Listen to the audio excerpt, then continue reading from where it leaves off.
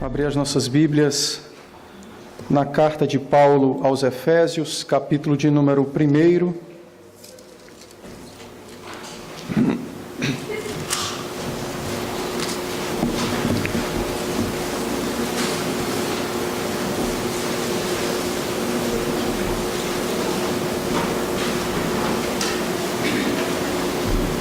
Efésios, capítulo de número 1. Eu quero, nessa noite, meditar com os irmãos sobre o propósito imediato da nossa eleição, aquilo para o qual Deus nos destinou desde a eternidade, que é para sermos santos e irrepreensíveis. Então, Efésios 1, apenas o verso 4, que diz assim a palavra do Senhor: assim como nos escolheu nele antes da fundação do mundo, para sermos santos e irrepreensíveis perante ele. Nós já oramos, cremos que o Senhor há de falar conosco pela sua palavra, ele há de ter graça e misericórdia, e mesmo a despeito de minhas falhas, ele ainda assim é poderoso para usar o seu servo. O decreto da eleição nós vimos no domingo passado, como ele se constitui, aonde se constitui, quem o fez. E o apóstolo Paulo então agora nos dá a razão imediata para esse decreto, para a sua existência. Por que a razão imediata? Porque o propósito final é a glória do próprio Deus. E nós vamos ver esse propósito final quando estivermos nos versos 6 e 7, é quando nós veremos então o propósito final do projeto ou do decreto da eleição. Dentro então desse projeto imediato, o propósito então de nossa eleição é sermos santos e irrepreensíveis. A utilidade desse decreto ou desse propósito, melhor dizendo, é a possibilidade de nos fazer viver com Deus, o Deus absoluto, soberano em seu ser, santo, vivendo com homens que ele mesmo criou. Então, a utilidade do propósito imediato, santidade e irrepreensibilidade, é vivermos com ele. E a fonte de tudo isso é exatamente o seu eterno amor na predestinação ou na eleição de todas as coisas, a qual veremos domingo que vem, a partir do verso de número 5. Bom, Deus então nos destinou para sermos santos, como Ele é santo. Em vários lugares da Escritura, não apenas no Novo Testamento, mas em toda a Escritura, por diversas vezes, Deus ordena ao seu povo ser o que Ele é, quando Ele diz: sede santos, porque eu sou santo. E há uma razão lógica para isso, e a razão é simples. Deus não poderia determinar, nem muito menos inferir ou exigir, melhor dizendo, daqueles que Ele elegeu para Ele mesmo, algo menor ou diferente do que Ele é. Ele jamais poderia criar um projeto que fosse ausente de santidade, nem muito menos poderia exigir de nós, os seus eleitos, algo menor do que aquilo que Ele possui em seu próprio ser, que é santidade. Por esta razão, então, o próprio Deus, Ele é santo essencialmente, ou seja, a sua essência é santa. Possui toda virtude, toda pureza, e por conta disso, das mãos dele nascem então todo bem e toda ética. Todo bem que pode ser feito e toda pureza ética nasce então das mãos do Senhor. O apóstolo João, pensando sobre essa verdade na sua primeira carta, no capítulo 1, verso de número 5, João disse: Deus é luz, e pelo fato de ser luz, está completamente ausente de possuir trevas. Não há trevas no ser divino. Haja vista de que a sua santidade é interpretada por João como sendo luz, pureza de caráter, pureza essencial. Por esta razão, então, no seu projeto, ele exige de nós santidade para que possamos permanecer e nos relacionar com ele. Um detalhe interessante, que quando o povo de Israel saiu do Egito, e após terem ultrapassado as barreiras do Mar Vermelho, no outro lado do mar, o povo então, diante daquilo que havia sido feito, contempla Deus, e no capítulo 15 do Êxodo, o verso de número 11, Moisés desdobra-se dizendo: glorificado em majestade é o nosso Deus, e a sua majestade é santa, atribuindo então aquilo que o próprio Deus é por essência, santo, e olhando para a sua santidade como uma santidade majestosa.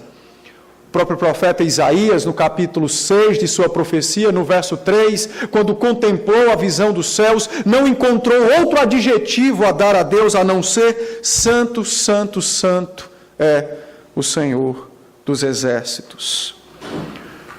Nós também já sabemos, como vimos no início da exposição dessa carta, que a palavra santo significa separado ou cortado, mas neste caso o apóstolo Paulo usa a palavra santo dentro de um contexto onde ele se referiu à nossa eleição, e essa eleição aconteceu na eternidade. Então na eternidade não havia separação entre nós e Deus, pois não havia pecados. Então Paulo quer dizer à igreja, ou comunicar à igreja, que desde a eternidade estamos unidos ao Senhor, e a ideia dele colocar com o propósito santos neste verso é a ideia de posição ou de relação.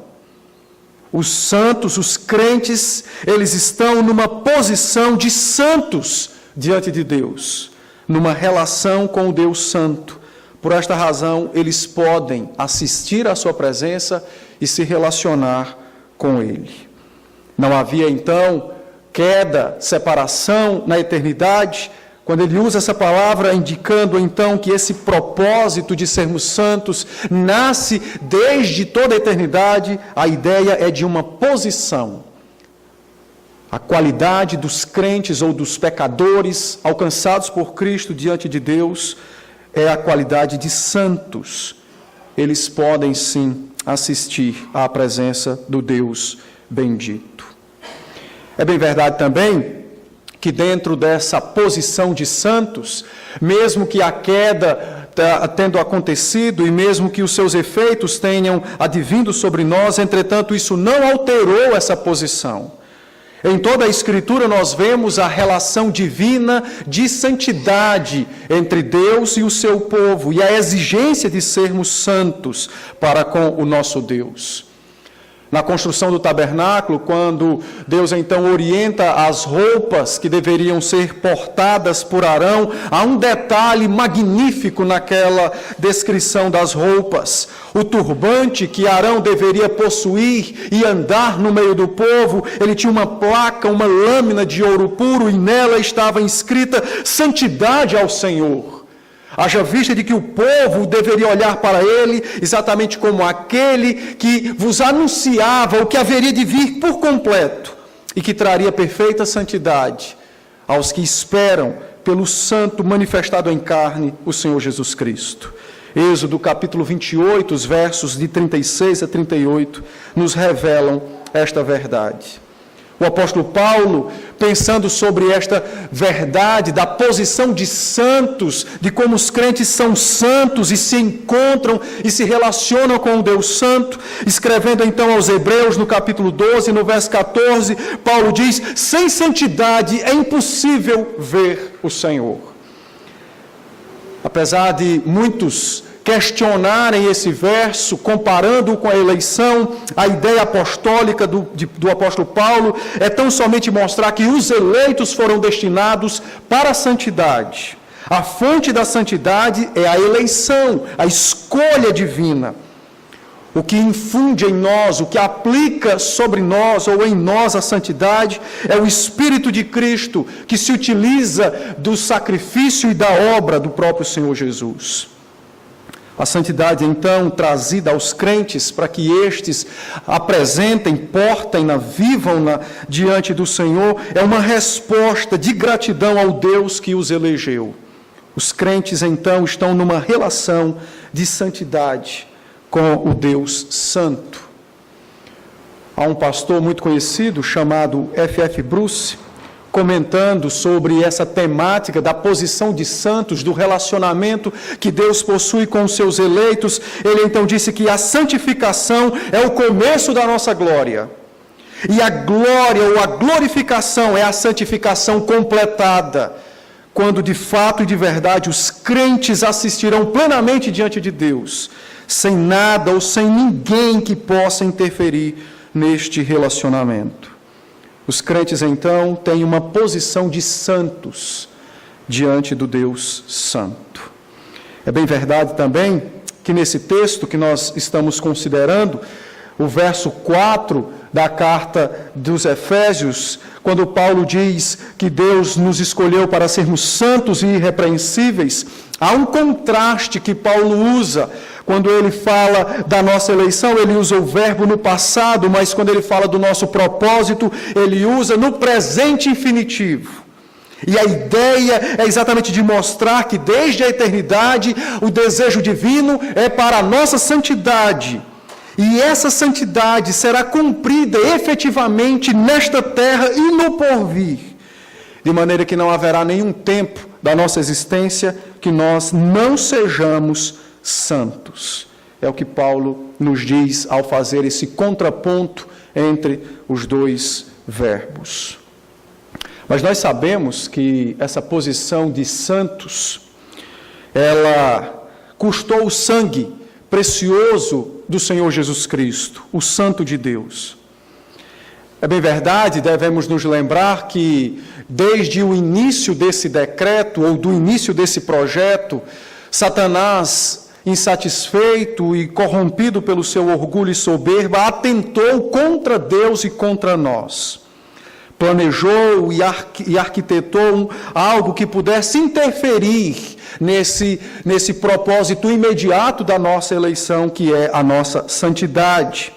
E ele então tentou os nossos primeiros pais, Adão e Eva, que se deixaram ser seduzidos pelas suas artimanhas e caíram no pecado, e por esta razão perderam então a santidade ou a posição de santos que possuíam por criação.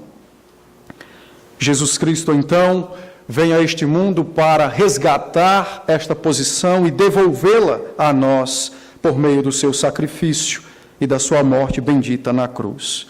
Deus nos escolheu para sermos santos e irrepreensíveis perante Ele, e este é um dos principais motivos da vinda do Senhor Jesus Cristo a este mundo. É o cumprimento desse decreto, é o cumprimento desse propósito, nos fazer santos. A cruz de Cristo desfaz a queda e os seus efeitos em nós. O apóstolo João, pensando sobre isso, na sua primeira carta, no capítulo 3, no verso de número 8, João nos diz que Jesus Cristo na cruz desfaz as obras de Satanás. Em Cristo, os crentes se encontram completamente livres das obras de Satanás, ainda que resida neles a semente do mal, a semente do pecado. Mas o domínio do pecado não está mais sobre nós. O jugo do pecado não se encontra mais sobre os crentes. Suas almas não estão mais mortas nos seus delitos, mas vivas em Cristo Jesus. A obra de Cristo, então, é poderosa e ela aniquilou, destruiu completamente as obras de Satanás. Verdadeiramente, os crentes, ainda que imperfeitos neste mundo, mas por crerem na encarnação, na morte e na ressurreição de Cristo, que é um fato, eles são santos, verdadeiramente santos. Porque a nossa santificação é um fruto da obra do Cristo encarnado, do Deus homem. E por esta razão, todos aqueles que creem na pessoa de Jesus Cristo são santos diante de Deus. Não são as nossas obras, mas é a obra do Senhor Jesus Cristo. Todos os que creem nessa verdade são realmente santos. Paulo nos disse isso no verso 7 de Efésios 1, quando ele disse: no qual temos a redenção pelo seu sangue, a remissão dos pecados, segundo a riqueza da sua graça. Por esta razão, meus irmãos, ainda que imperfeitos nesta carne, não pode pairar sobre nosso coração qualquer dúvida quanto à nossa santificação. Não pode haver qualquer dúvida no nosso coração quanto a esse propósito divino da parte de Deus para nós, de nos fazer participantes de sua natureza, santos. Pelo contrário, os crentes devem, ainda que convivam com suas falhas e pecados, receber este conforto da parte de Cristo. Vós sois santos, e a razão disto é Ele mesmo, o Senhor Jesus. Na véspera de sua crucificação, conforme nos registra o Evangelho de João, capítulo 17, o Senhor Jesus, não preocupado consigo mesmo, mas preocupado com nós, não pede nada para si, mas pede por nós. Ele suplica ao seu Pai e diz: Pai, santifica-os. Na tua palavra, santifica-os. Conforme registra João 17, verso 17. A intenção do Senhor Jesus nessa súplica não era de assegurar a santidade, porque ela já estava segura nas suas obras, na sua morte na cruz. Mas a ideia é comunicar aos crentes o socorro divino. E a grande verdade: não acha-se nem neste mundo e nem no porvir ninguém que interrompa o nosso relacionamento com o Senhor. E a razão é simples: somos santos na pessoa do Senhor Jesus Cristo.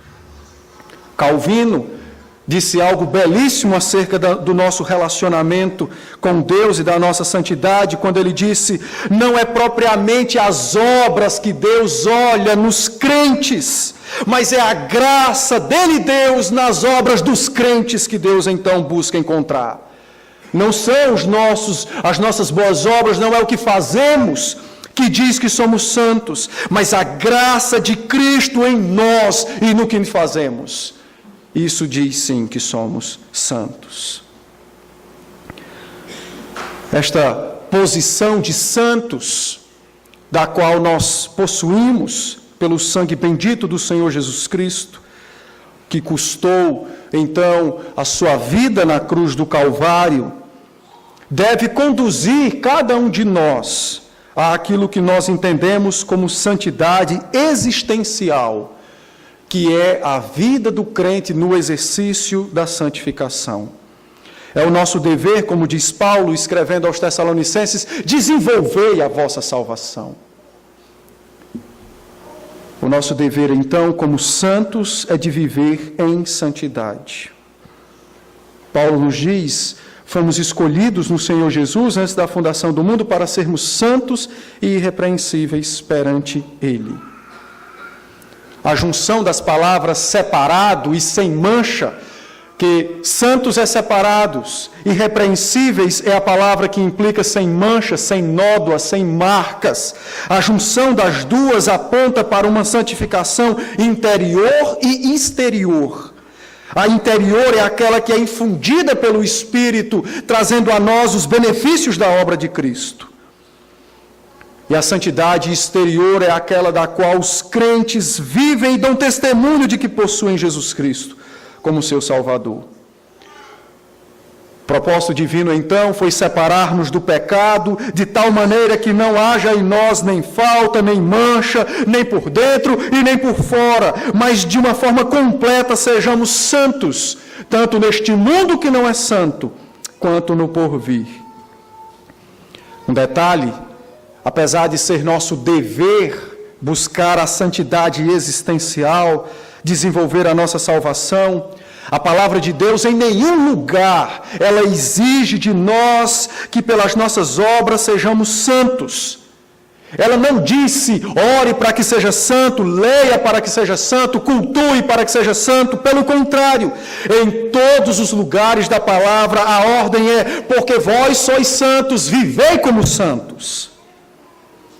O fundamento da nossa santidade é a bênção divina que já se encontra em nós. As nossas orações, o nosso culto, tudo o que fazemos não é para ser, mas é porque já somos santos. Nós precisamos entender bem esta verdade divina. Tornar-nos santos é uma tarefa do Espírito de aplicar a obra de Cristo a nós. O nosso dever é refletir esta obra naquilo que fazemos e na maneira como vivemos. Os crentes participam da santidade do Espírito, é o que Paulo nos diz em 1 Tessalonicenses. O Espírito opera neles uma insatisfação para com o pecado e, ao mesmo tempo, o desejo de crescer espiritualmente. Estas duas coisas existem dentro de nós. Uma insatisfação com o nosso pecado e o nosso desejo de crescer espiritualmente. Os crentes são insatisfeitos com aquilo que fazem que desagradam ao seu Deus. E esta insatisfação, ao mesmo tempo, revela o desejo de agradar ao Senhor. E quando estas duas coisas atuam dentro de nós e elas se defrontam ou confrontam ainda os germes do pecado que habita em nós, então nós temos uma guerra cruel que existe dentro de nós. Talvez a pior de todas as guerras, porque ela só tem fim quando aquele que luta morre. É uma guerra espiritual dentro de cada crente, aonde a insatisfação por conta do pecado dá luz ao desejo de crescer espiritualmente, mas ao mesmo tempo há a força da carne tentando nos convencer de que nossa felicidade se encontra neste mundo e nas obras da própria carne. Essa luta, meus irmãos, ela irá durar até o dia da nossa morte. E que detalhe maravilhoso nós temos da parte de Cristo. Na morte, o pecado imagina que ganhou a guerra, porque contempla a falência da carne. Mas no exato momento em que nós morremos, o próprio pecado descobre a sua derrota, porque vê na santidade da alma do crente e ela sobe aos céus. Os crentes precisam buscar santidade existencial. Precisa haver dentro de nós esse desejo por crescer espiritualmente, essa insatisfação com as obras da carne, das quais ainda somos praticantes. Os crentes precisam buscar vidas santas nessa terra. É muito comum nós sermos, e eu peço um parêntese aos irmãos, nos últimos 30 anos, o Evangelho tem sido pregado debaixo de uma ameaça graciosa. Tem sido estimulado os crentes a orar, a ler, a vir à igreja, serem bons pais, boas mães, bons filhos, bons cidadãos, bons funcionários, bons empregadores, sob a argumentação de que fazer isso aumenta-lhes a salvação ou confirma-lhes a salvação.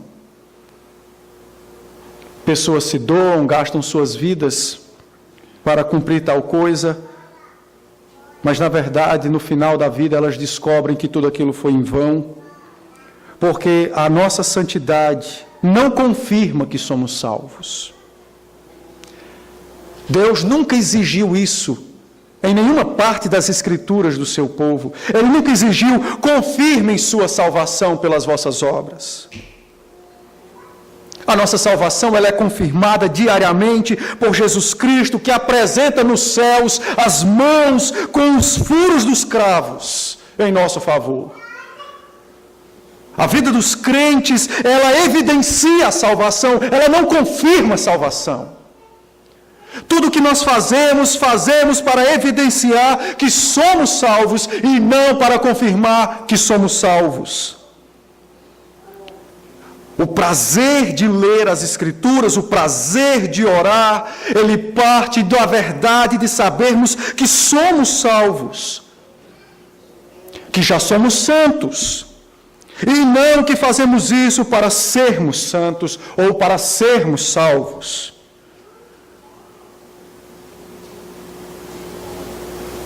Mesmo quando oramos, nós pecamos.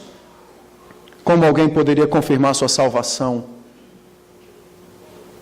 Mesmo quando lemos as Escrituras, nós pecamos. De que maneira poderíamos apresentar algo que preste ao Deus absoluto?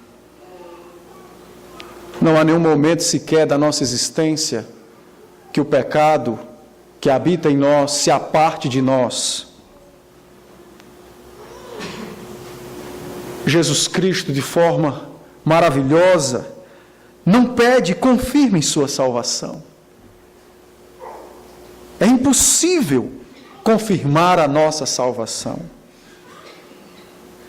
Mas os crentes evidenciam que são salvos.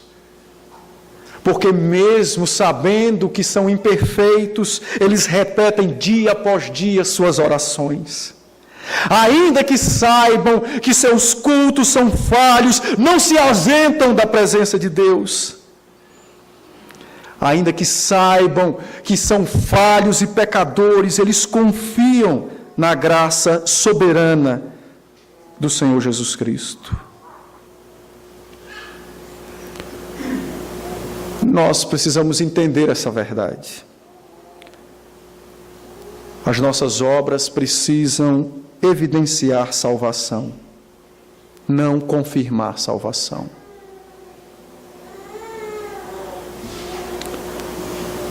Os crentes devem ingressar, então, no conhecimento intelectual e prático da vontade divina, para que possam alcançar aquilo que Paulo nos diz no capítulo 4 desta carta, a estatura da plenitude de Cristo.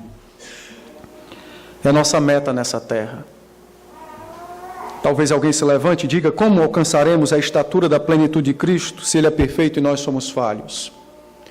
Mas é a nossa meta nessa terra. E nós a alcançaremos, não por querermos confirmar a salvação, mas por evidenciar que somos salvos. Devemos trazer ao nosso coração todo o empenho, devemos trazer à nossa mente todo o desejo, devemos trazer a nossa vontade, os nossos pensamentos e todo o nosso interesse aos pés de Cristo, para que de fato Cristo pelo Espírito nos conduza neste projeto divino e neste propósito santo, nossa santificação.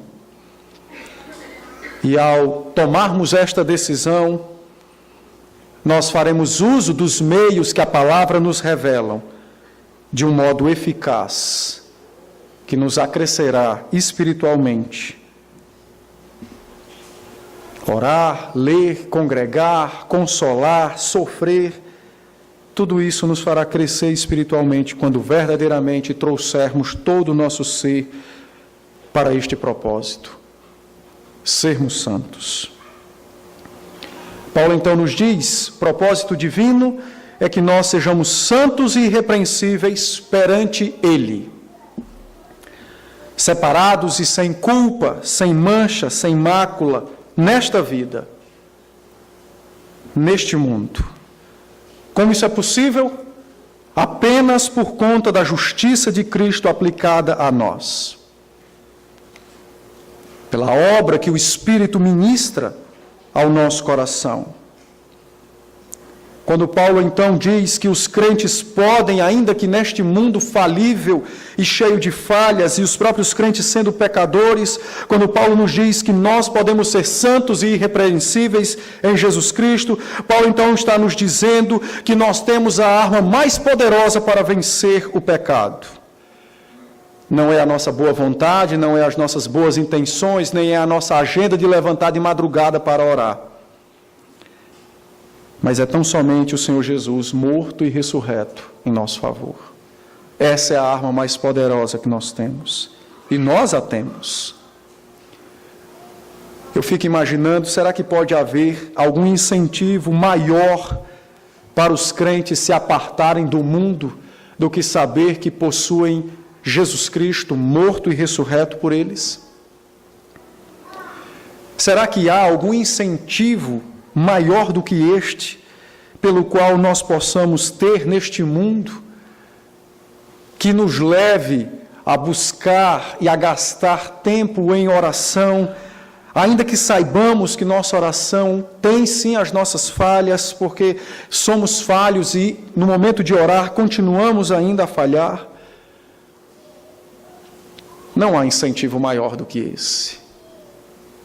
Não há incentivo maior do que esse de persistirmos e de perseguirmos este projeto santo e esse objetivo gracioso que é a nossa santificação.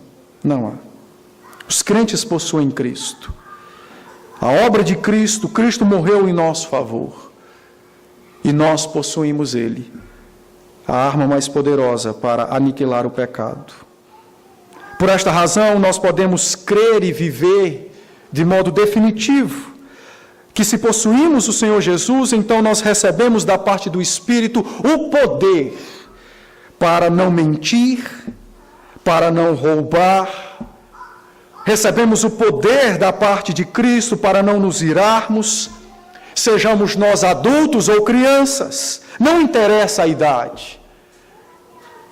Se somos eleitos e se estamos nesse relacionamento com Cristo, então o Espírito ministra a nós a obra de Cristo, a qual Ele deu ou Ele realizou em nosso favor. Desde a mais tenra infância, os filhos dos crentes já desfrutam das influências do Espírito Santo. Não são melhores do que as outras crianças, pelo contrário, o que há de diferente nelas é que dos céus há algo dentro delas. E é por esta razão que quando nós a ensinamos os nossos filhos acerca do pecado, eles discernem de modo espiritual e não apenas moral ou ético. Porque desde a mais tenra idade o Espírito envolve o coração deles com as suas influências celestiais.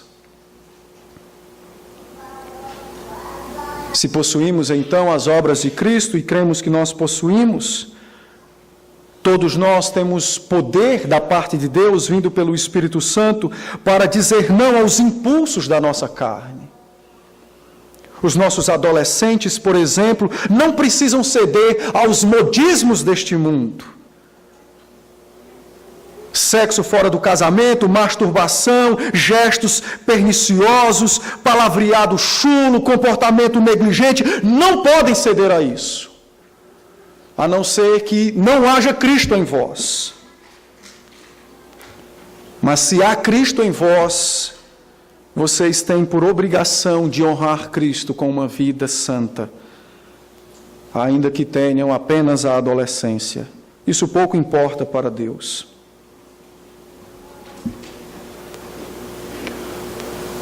Nós precisamos entender esta verdade. Nós possuímos Cristo. Suas obras pertencem a nós, foi dada a nós. O Espírito ministra ela a nós. O que temos feito de Cristo? Paulo diz, meus irmãos, vocês foram eleitos para serem santos e irrepreensíveis. E estão nele, Cristo. Será que Cristo não é poderoso para trazer ao coração dos nossos adolescentes o governo sobre os seus hormônios? Será que Ele tem poder para derrotar Satanás, mas não tem poder para derrotar a mídia? Nós precisamos, meus irmãos, aplicar e precisamos dar testemunho de que somos salvos, buscando uma vida santa na nossa adolescência. Não podemos fazer o contrário. Aos homens, aos adultos, o Espírito Santo ministra a eles a graça de serem os sacerdotes de sua casa, ainda que sejam pecadores dentro de suas próprias casas. É algo incrível da parte de Deus. Eles recebem o poder da parte do Espírito para resistir aos encantos do mundo, o adultério, a lascívia, o egoísmo, o machismo, a altivez. Eles são santos, recebem o poder de Cristo para viverem assim. As mulheres, o Espírito as assiste nas coisas que mais tentam seus corações. A insubmissão, a vaidade, a fofoca, a mentira, tantas outras coisas, o Espírito as assiste. E a razão é por esta causa, elas possuem Cristo, a obra de Cristo é dada a elas pela ministração do Espírito. Não há, meus irmãos, nada, nem nos céus e nem na terra, que possa nos trazer maior ânimo à santidade do que sabermos que nós temos Cristo. E que somos santos, tanto no que diz respeito à posição, quanto à santidade existencial. E que tudo isso é vontade divina. Ele não espera a perfeição de nós, mas espera sim crentes que demonstrem sua fé por aquilo que são e que fazem. Temos Cristo, e de Cristo nós temos tudo que é suficiente e eficaz para a nossa salvação e para a nossa santidade. Esta ideia de que eu nasci assim, vou morrer assim, ou tal coisa é de família, isto é uma mentira de Satanás. O apóstolo João, escrevendo a sua primeira carta, no capítulo 3, verso 9, ele então diz: os filhos de Deus não vivem na prática do pecado. Ainda que sejam pecadores, mas eles não vivem na prática do pecado. Porque quem vive na prática do pecado são aqueles que não são filhos de Deus e que não têm o Espírito Santo.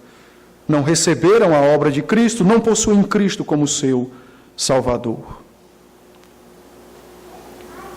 Mas é bem verdade, a palavra também prevê que nós iremos sofrer com o nosso pecado dentro de nós. E é bem verdade que coisas talvez de família nos persigam ao longo da nossa existência. E o próprio apóstolo, escrevendo na sua primeira carta, no capítulo 2, verso 1, diz: não se atemorizem os corações, e nem julguem vós serem incrédulos, porque talvez persistam na prática de algo que seja pecaminoso. Mas de joelhos dobrados, corram para Jesus Cristo. Arrependam-se de seus pecados e tenham plena paz nos seus corações, sabendo que há um advogado nos céus. O justo, o perfeito, ele intercede por vós junto de seu Pai. E ainda que as nossas obras sejam ruins e más, aos cravos nas suas mãos são maiores do que as nossas obras. Certa feita, um puritano, falando sobre a intercessão de Jesus, ele disse que nos céus há um coração de carne que vela pelos homens da terra. Há nos céus uma pessoa divina com corpo humano e um coração de carne que bate por nós. E é poderoso para interceder. É poderoso para mostrar as suas obras ao Pai.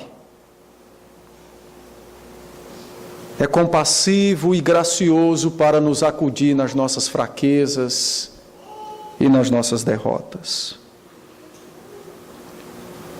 Busquemos, meus irmãos, a nossa santidade. E desta feita nós demonstraremos a nossa salvação.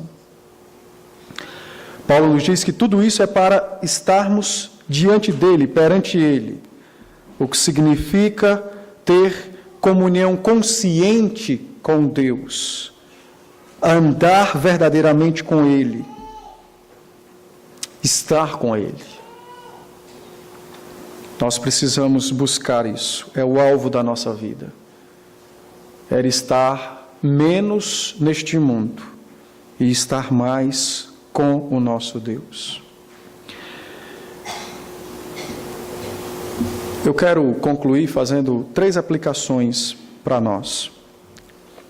A primeira delas é que a doutrina da eleição, ela produz desejos pela pureza.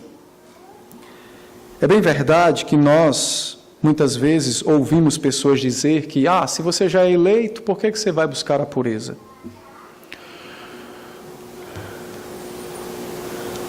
Todos os dias, os nossos pais nos dizem que são nossos pais. E isso não é uma chancela para rejeitar os nossos pais, mas para o amarmos mais.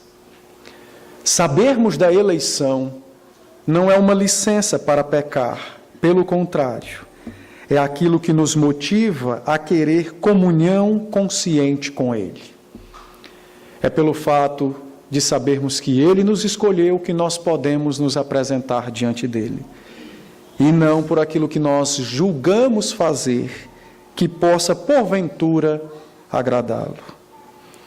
Então, quando você ouvir alguém falar algo dessa natureza sobre a doutrina da eleição, traga paz àquele coração.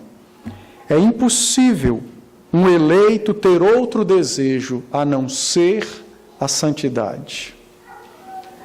E se você, que está aqui, tanto há um dia como há anos, e não tem esse desejo, investigue o seu coração.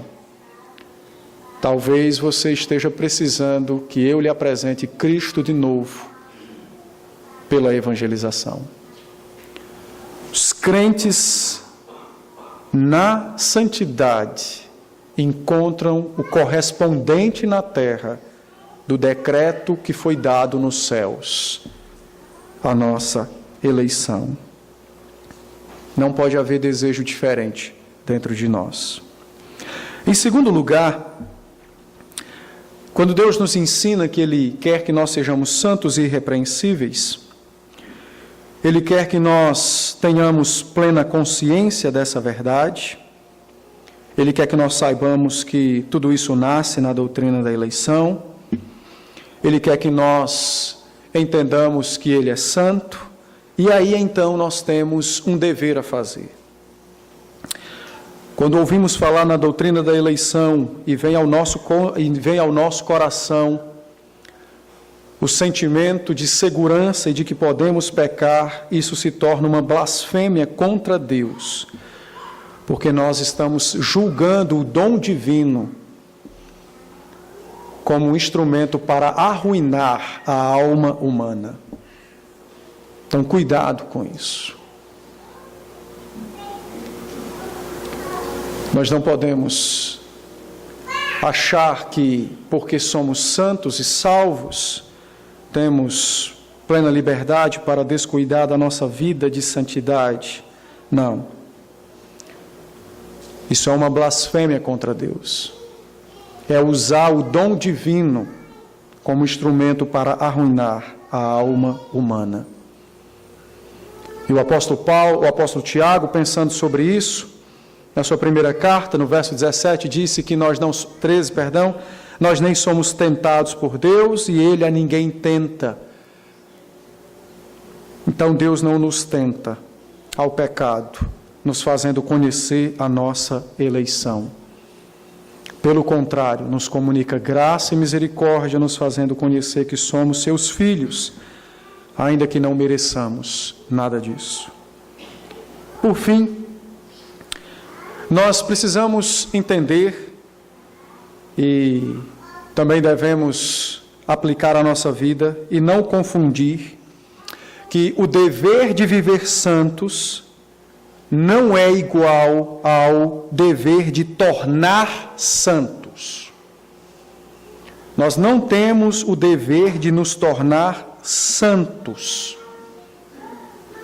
O nosso dever é de viver em santidade. Tornar santo é uma obra de Cristo aplicada a nós pelo Espírito Santo. Então, entenda isso. O nosso dever é viver a vontade do Deus Santo, que é sede santos. E é exatamente no entender dessa verdade que existe a separação entre a obediência que nos santifica e a obediência legalista. É aqui que se encontra a separação entre aqueles que obedecem para a santidade e aqueles que obedecem para tornar-se santos. E essa obediência, ela é danosa, é legalista. Eu sei que todos aqui já devem ter ouvido, por diversas vezes, pessoas acusando os irmãos por buscarem uma pureza maior na liturgia, buscarem guardar o domingo diferente dos demais irmãos ao nosso redor. Todo mundo já deve ter ouvido falar que isso é legalismo, é extremismo. Pois eu digo aos irmãos, e que os irmãos digam a quem vos acusar, tal argumento nada mais é do que a tentativa de nos dissuadir do desejo pela santidade, para abrigar no nosso coração o desejo da licenciosidade do pecado. Se nós não encontramos prazer em tirar um dia da semana para o nosso Deus, você vai encontrar prazer em passar a eternidade inteira com Ele? Pense nisso. Se não há satisfação na sua alma em tirar algumas horas da sua semana para o seu Deus, que dirá a eternidade inteira? Então, será que é mesmo exagero? Será que é mesmo radicalismo? Não. Mas deve haver no nosso coração esse entendimento. Viver em santidade e não viver para nos tornar santos. Guarde isso no seu coração. É exatamente isso que o Espírito usará para tornar a sua obediência um instrumento de santidade na sua vida e não de pecado e vanglória. Que Deus nos dê graça e nos abençoe. Nós vamos ficar de pé nesse instante, vamos cantar um hino ao Senhor, e nesse momento...